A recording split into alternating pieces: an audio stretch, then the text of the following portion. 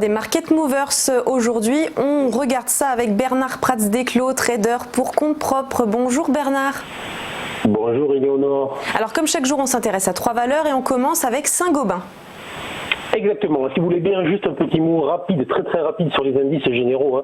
Depuis la mi-avril, je suis plutôt en mode méfiance et je recommandais des prises de bénéfices sur les actions depuis maintenant plus de 6 semaines. Après un premier trimestre, on était vraiment pratiquement exclusivement que à l'achat. Cette semaine, mardi, j'ai parlé dans le chrono CAC de la zone clé des 5169, 5215.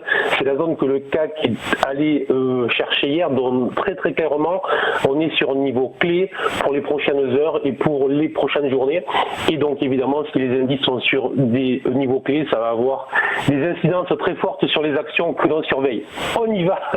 Donc pour Saint-Gobain, alors Saint-Gobain, il y a quelques jours, j'avais proposé en fait un plan à l'achat au-dessus des 34,50 en clôture. Alors la valeur s'est arrêtée sous les 34,50 pour un tout petit centime. Autrement dit, le plan à l'achat n'a pas été exécuté, n'a pas pu être mis en place. Et donc comme la valeur n'a pas clôturé au-dessus de ce niveau-là, on remarquera que sur le graphique, on le voit très bien, elle continue à travailler la zone bleue autour de laquelle je vous ai mis des niveaux de support résistance à chaque fois. Et cette zone-là, autour des 33, 50, 60, a été franchie à la baisse.